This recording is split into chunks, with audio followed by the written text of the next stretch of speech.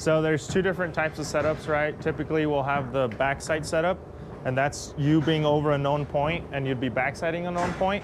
But because we don't have that in this scenario, the other option is to do a resection, which is a minimum of 3 points surrounding the instrument. And so up on this building, we have a prism that will be one of our points. And it'll be right next to the camera, right? And then so on this other building to the west, we have another prism. And then the last prism is really hard to see, and it was actually just installed, but it's on one of our concrete walls back there. And we shouldn't be pouring over that wall for another couple of months or weeks. So that one will be good for a minute. So the most important thing when you're doing a resection is you want to try and encompass as much of the area that you're going to be shooting as possible. And you also want to make sure that your instrument is inside of that triangle in this case. You can do more than three, you can use more than 3 points, but a minimum of 3. And so whatever shape that ends up creating between all your points, you want to be inside of that with your instrument, and that'll just improve accuracy. The digital one, and that one's super, super sensitive. And so by setting up down here, we could have guys dropping rebar, walking by, and your instrument will start to do this. And so you might have some shots that are accurate and other shots that seem to be further out.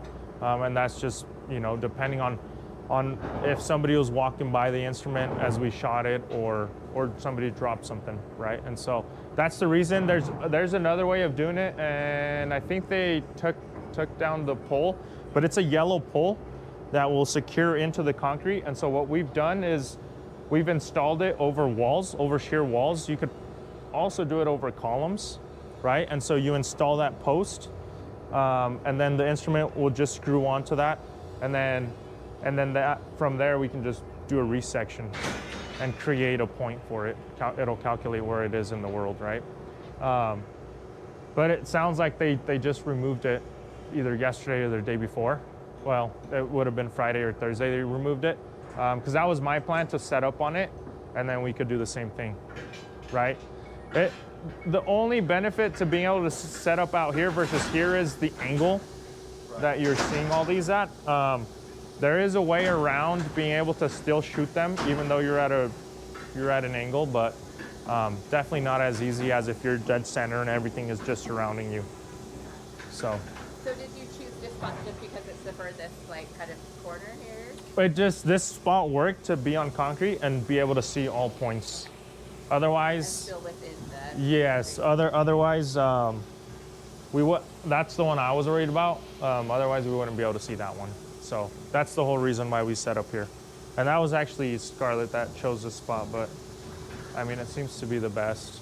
I was thinking worst case scenario, if we weren't able to get all 3 points, then we would maybe set up somewhere out there. Maybe closer to an area where nobody's really working. The other thing that could be done too is if you time it so that you do it during lunch, then you have less movement and it's less likely to go out of tilt or get inaccurate shots. Would you say it's more important for it to be stable than to be in the perfect position? I think so.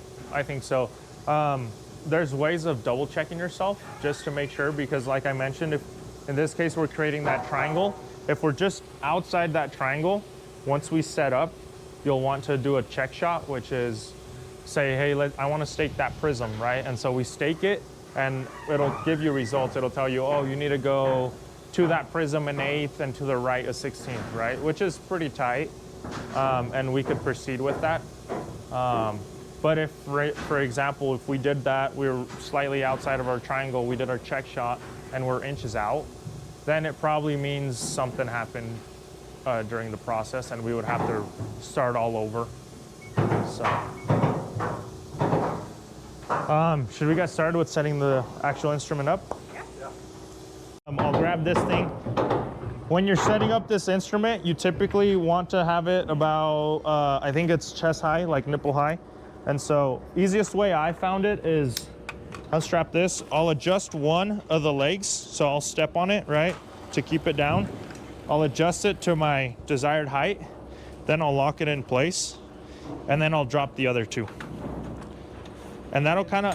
Is that chest height just so it's easy to... That should be about eye level by the time you set it up. So you're not having to lean over, or you're not having to tippy toe, or, you know.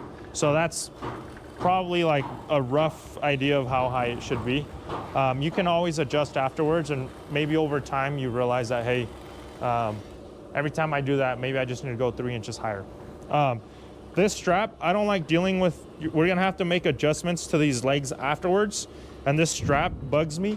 So anytime I set up my instrument, I point this, what we call towards the backside, right? So it'd be kind of where we'd be looking towards. I'm gonna aim it at that prism back there, and then when we go to set up, we'll do that prism, and we'll just kind of go in order this way.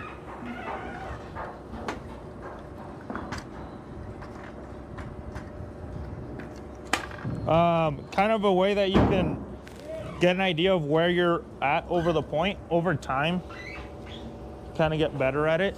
But initially, if you pick up like rocks or something and you drop it from the center down, it'll kind of give you an idea of how close you are, right? So I'll just leave it there, and then we'll adjust as needed. When you're handling this, you always want to handle with 2 hands, one on bottom, one up here. And these knobs, I align with my legs. I also, and this is, it doesn't have to be this way, but there's a bubble here on the instrument. I always put it so that my bubble's on the right-hand side. It doesn't matter. As long as you have it on this side and you don't have it on that side, that will like make your life a little bit harder. So I'll align these. So more just preference. Yeah, exactly. Are you right-handed or left-handed? Right-handed. Right-handed. Yeah. And so then here, I'm just trying to get this as centered as possible, because eventually you might have to slide this thing around. And if it's already leaning in one direction and it so happens that the stars line up and that's the direction you need to slide it in, then you're gonna run out of room. So at this point, I'll look at the eyepiece, I'll put my boot, the tip of my boot over the point or next to the point to help me get an idea of how close I am. And then because you're gonna adjust with the legs, the way the legs work, they work in a circle motion, right? So right now my point is here, and I'm looking right here.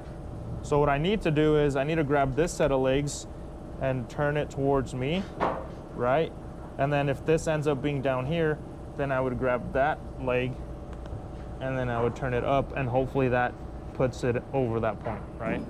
And so, I mean, it's just a matter of practice at first.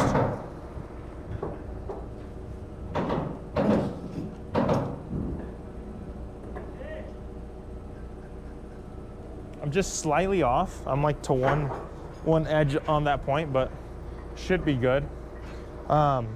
Before you forget, we want to close this in case weather conditions aren't great. We don't get a bunch of dust, water, and that stuff. At this point, I'm gonna look at this level, this bubble over here, right? And we're gonna adjust it using the legs. So the best way to go about it is, I wanna find a starting point. I don't really wanna touch this leg, and so I'm gonna focus on these two. I always wanna have it lined up with one of my legs, because then that means that by moving that leg that it's lined up with, it'll push it in either away or towards that leg, and it'll make my job easier. So because it wants to go this way towards this leg, I'm gonna lift this leg up, which will cause the bubble to go towards it. I'll lock it. So now that I'm inside the circle, I'm gonna turn this thing on. Power button's here. Hold it for 3 seconds. And then this screen should turn on. And then what I'm gonna do is I'm gonna square my instrument up with these two here. And again, that'll allow me to line my digital bubble up with these legs and make my life easier. So right now we're slightly lined up with this leg. from seeing that. Because I want the bubble to go towards my leg, I'm gonna lift that leg up slightly. I'm gonna lift it just a hair, and then I'm gonna lock it in place and see how much it moved. And so now it's lined up with this one slightly, so I'm gonna pick this one up just a hair.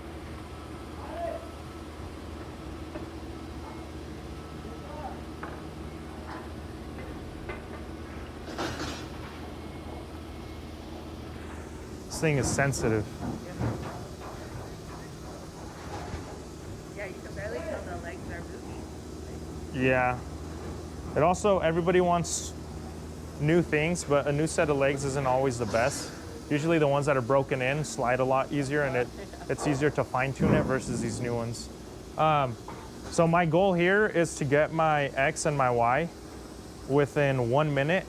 And so the way we look at this is your 0 is in the minute, and then your 45 and your 36 are part of the seconds, right? So right now we're under a minute.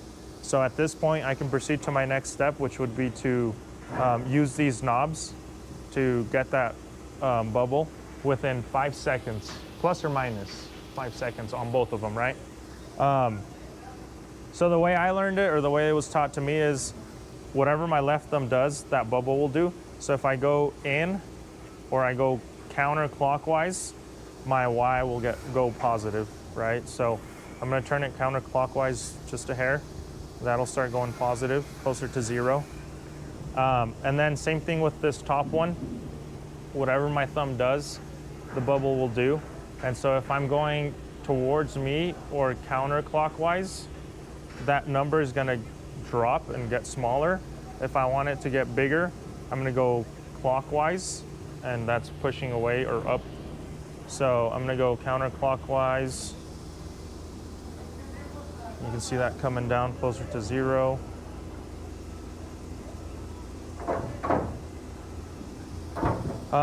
And then when I'm using these knobs to get it adjusted, I want to be within 20 seconds this time around. Once I'm within the 20 seconds, I'll look through my eyepiece to make sure I'm over my point. Funny enough, most of the movement is done with the legs, but when you touch these, it actually pushes it off your point more than the legs do, which, I don't know, it seems opposite, right? So I'm gonna loosen this up because more than likely I'm gonna have to move it. And then as I look through my eyepiece, I'm gonna slide this thing around so that I'm over my point, which that's good there. I'll lock this back up. And then this will be out of plumb again. It's gonna be outside our tolerance. So I'm gonna use these again to get it within the 5 seconds both ways.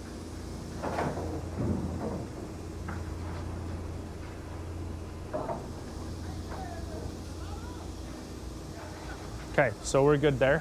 One thing to note is the sun does affect it. And so a good way to help with that is to screw these tight and lock them in place. But even with that, over time, especially in the summer when it's warm, you'll start to see your instrument drift. And so it's important that you come back and just double check to make sure that it hasn't drifted between your setup and connecting it to the data collector. About how long do you have until you need to check it? Is it temperature dependent, like the day goes? In the summer, and even when it's just in direct sunlight, I like to do it every 30 minutes. And maybe it's even worth doing it right after you set up, just go back to it. Because if for whatever reason, in between the time that you set this thing up, you did your setup on the prisms, and then you're ready to go shoot, it might have moved, you never know. So I would just double check it right before you start shooting these target cards. And then after that, every 30 minutes, if you are nervous or feel like somebody might have bumped it, I would go ahead and check it. That one's kind of hard because, you know, guys are scared to tell you that they bumped it. But I'd rather they come and they tell me and I take extra 5 minutes than I spend an hour doing it. And then when I come to break down, I'll check it again just to confirm that, you know, everything was shot in accurately. But yeah, sometimes they don't say anything and it's not till the end and you've wasted an hour or so. And so I also, just with practice and experience, I'm always making sure that where I set up isn't a clear, isn't a path that everybody's taking, right? And I actually will go out of my way, and if there's two paths, but the path that I'm setting up on is closer, I know the guys are gonna take the shortest path, so I'll go out of my way and I'll put stuff in there so that they have to do a bunch of, just a bunch of movement to get around, and so I always try to make it hard for them to get near my instrument. Okay, so now at this point, we're comfortable with the way we set up our instrument and it's nice and plumb. We're gonna go head over to our data collector. If it isn't already open to the software, it uses magnet field, and so it should be somewhere on the desktop. Just like a computer, double tap it, it'll open right up. And then it'll prompt you with the connect screen. If it doesn't automatically prompt you to that connect screen, and it just gives you that main screen, all you have to do is go over to connect. And it should already have the last device that was connected to it, so we can just hit connect. And then it'll count down. It never hits 0 before it connects, so we just have to give it a few seconds.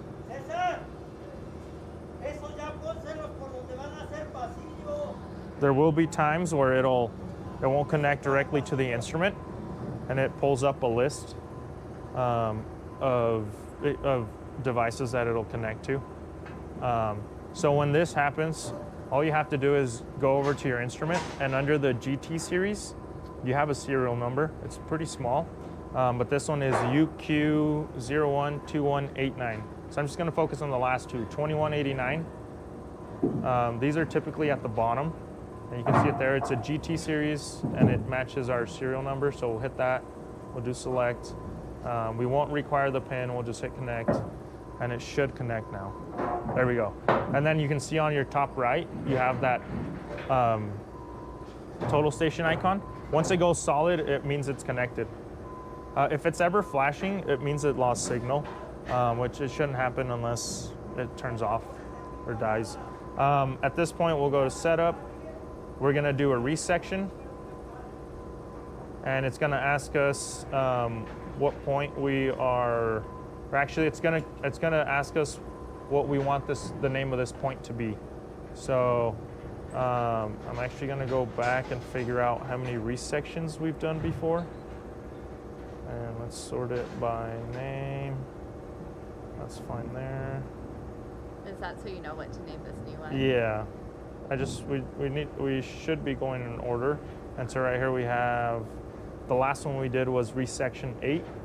So I'm gonna name this resection 9. Set up resection. So resection 9. And then it'll ask for the height of our instrument. So when we do that, we just want to be over our point, and we want to measure up to this line here with the dot down the center. Which line, sorry? This line I right see, here. uh-huh. Yeah. So I'm just going to grab my tape. And that is at 5 feet and 5/8. So we need to convert that into decimals. 5 feet 050. I won't do a code on it. We'll hit next. And now it's asking us, okay, what prism are you going to backside? So we're going to backside that one back there, which, yep, I can see it. It's kind of hard to see from all the way back here. So the way the way you'll want to select, there's two ways to select your backsides. You can either go to this map, right, and just navigate it and find the point you're looking for, which, let me figure out where we're at. So we're here, which means that Leica should be somewhere here, I believe. Right there, Leica 4. So we'll hit that, and it should, there you go. That's one way. We can also go to the list of points and select it. And there's actually a third that I forgot about. We can also just type it in, right? Important that you're always noting what negative or what prism constant that prism is. Leicas are negative 11, so we'll just leave that at negative 11.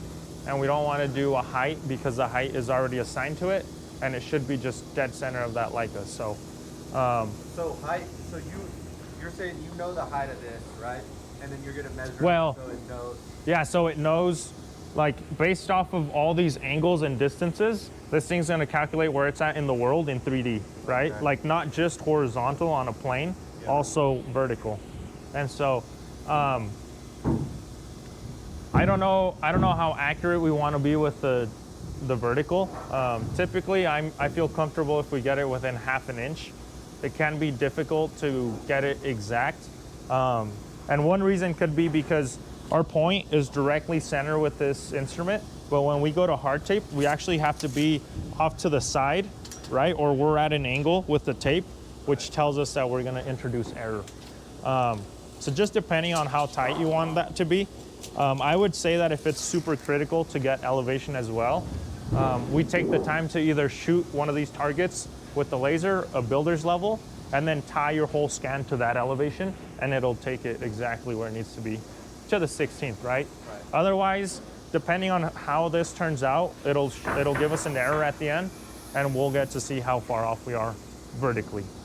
So at this point, it's gonna be very hard, but up here, if you get the angle right, there's a little triangle, and just like the builder's level, that will help you get in line with your prism, at least close enough to where then the instrument can locate it exactly. Let's see. So I'm roughly there. I'm gonna hit the lock on this thing, and it'll start searching for that prism. And you can hear this thing click. Once you see the prism in the background with the lock and this thing just keeps clicking, it means it caught it. So I'm gonna stop it, and I'm just gonna hit the prism icon. This one will do one fine shot, right? And you have to do it in phase 1, which is here, and then it'll turn on its own, and that'll be phase 2. So as soon as I hit the check, I'm gonna hit this check if you wanna record the instrument and watch it turn. So I just hit the check, it's taking the shot, and then it's gonna do phase 2. The way you can tell phase 1 and phase 2 is phase 1, the screen on the instrument will be facing you, and then in phase 2, the screen is on the opposite side, right?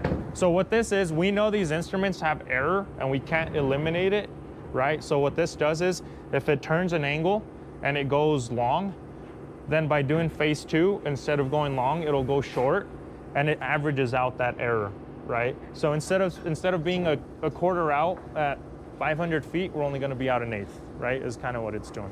So we're gonna hit the prism icon one more time, which was that one there. But we're gonna go ahead and accept it. Our height is just over 3/16. I'm gonna hit accept. And then what I'm gonna do before I proceed, like I said, this is gonna be your check shot. At this point, you wanna hit the prism that's furthest away. I wanna say that that prism is furthest away. So if I go over to my map, we're gonna zoom out, and this thing, for whatever reason, will automatically lock on. So I'm gonna turn this because I don't want it to do that. Go back. We're gonna select that, hold in an empty space for a sec, and then hit stake. Now I'm gonna turn it back to where it was. I'm gonna hit the lock.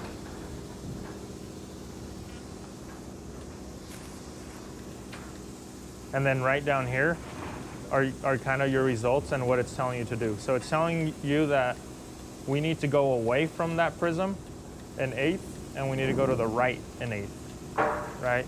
So that's kind of showing us the same results that it showed us at the end, where it was telling us we're about an eighth out both ways. But again, I think we're gonna proceed with it. I would say, and it depends on how accurate you guys want it to be, but I would say an eighth is pushing it. 3/16 is questionable, and I would say a quarter, you probably wanna just reset up again and see what's going on. I'm just gonna quickly check my tilt on this, and we're still good. What would you reset at? Would you reset where this is located? Yeah. Or, okay. Like I would literally just go through this process again. Okay. For whatever reason, there's times where you did it right and you went through everything, you know, the way you're supposed to, and it doesn't give you an accurate reading. But then you go ahead, you turn it off, you disconnect, you reconnect, and you set up just the same way you did the first time, and for whatever reason, sometimes it gives you better numbers. I don't know why. But I mean, it definitely won't eliminate inches, but it'll eliminate a 16th sometimes, or maybe potentially even an 1/8. So, okay, we'll proceed now to actually shooting the target cards. For the target cards, the way Sergio with our survey department taught me was you want to be as perpendicular or just as square with those target cards as you can be. Because it essentially shoots a laser and then it reflects it back to the instrument, and that's kind of how it calculates where it's at. If you're at an angle, like for example, this target card right in front of us, right past that drill. Yep. Because of the angle that we're at, we're almost like right in line with it. What will tend to happen sometimes is as that laser gets shot at that target card, instead of coming back at us, it'll deflect away, right? And so it won't give us a reading, or it'll give us an accurate reading. So we just want to make sure that we're as square with the target card as possible, so that we get better results. And then Scarlett will help me shoot those because there's a way around it. It just takes an extra step. Yep. And so that way, if it does try to bounce away, it'll hit that kind of like on a basketball hoop, right? What is it? The backboard? Yeah, it'll kind of like backboard and just send it right back. So even with that perpendicular, you're still trying to shoot the target. You're not trying to hit that perpendicular point on it. no, so you want to, and it's very hard, but you really want to get like that corner, right? If you're out slightly, a 16th, I don't know that that's going to make or break anything, right? That'll still give you a pretty good reading, but you want to be as close to that corner that it creates as possible, and then that way it just gets a straight shot. Otherwise, if you're not, it'll bounce off this one, hit that one, and then come back, or vice versa, right? And so, not a big deal though.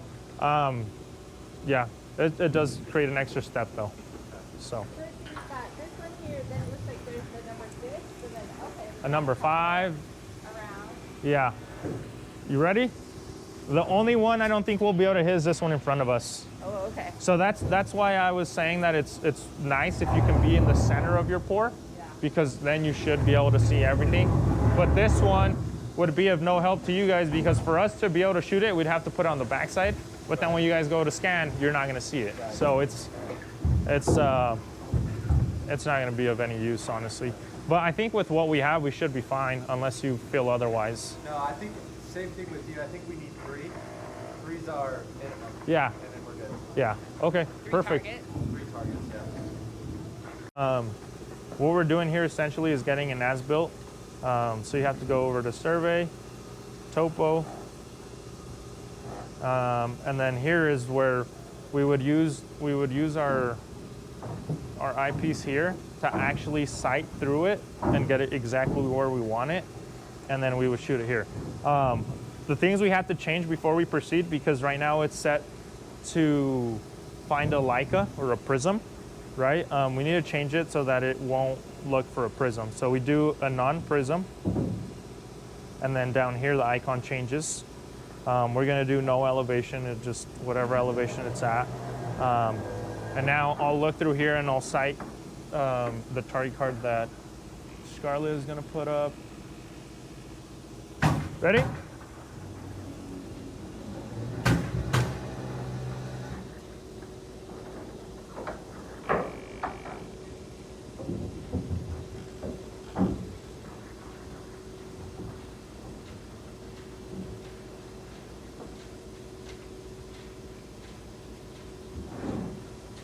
Okay, I'm good there. What I'm gonna do is I'm gonna do this check mark. And it's just gonna get me a shot. Again, this one's gonna do 2, one in phase 1 and another one in phase 2. So again, I'll just gonna double check, make sure we're still there, we're still good. Hit that check mark. and then it'll tell you your results. You're just gonna hit accept. Now, it did name this a Leica, which we don't want. Anytime, we're good, Scarlett. Thank you. Anytime you're creating points or as-builts, it'll take what you last did and it'll just keep going up in order, right? So because they had just created a Leica prism over there, it just took the Leica and it gave it an extra number or the next number up. So after I do my first one, I'm gonna rename it. So edits, points, and it should be, let's just do it by time. So Leica 5 is actually my target. I'm gonna edit.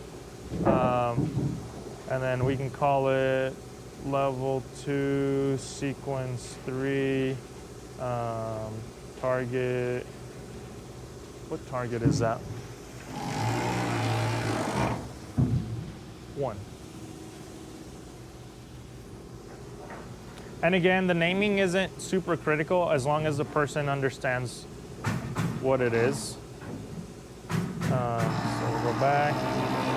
We'll go back to survey, topo, and now it tells us that our next shot is going to be target 2, which we'll have to edit after because it's actually 6.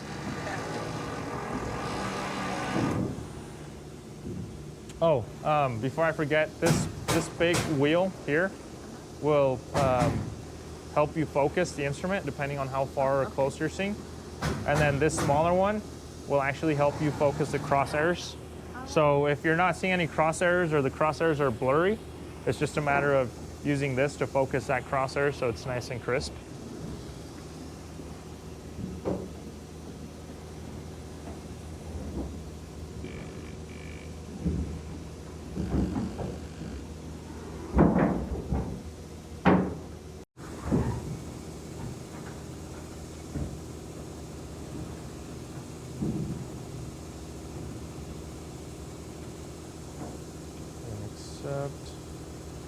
Okay, now we've got our second one. Now I'm just gonna aim it.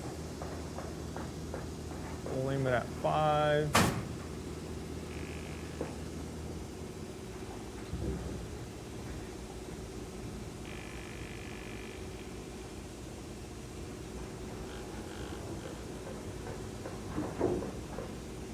Good there. Check it.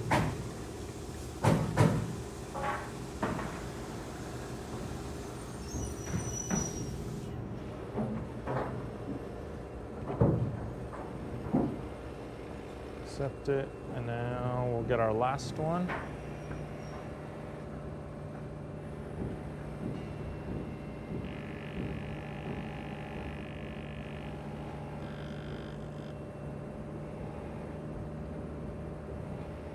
Okay, so then as we get ready to break down, we'll want to go to connect, we'll want to disconnect, and this will just help with minimizing any data corruption.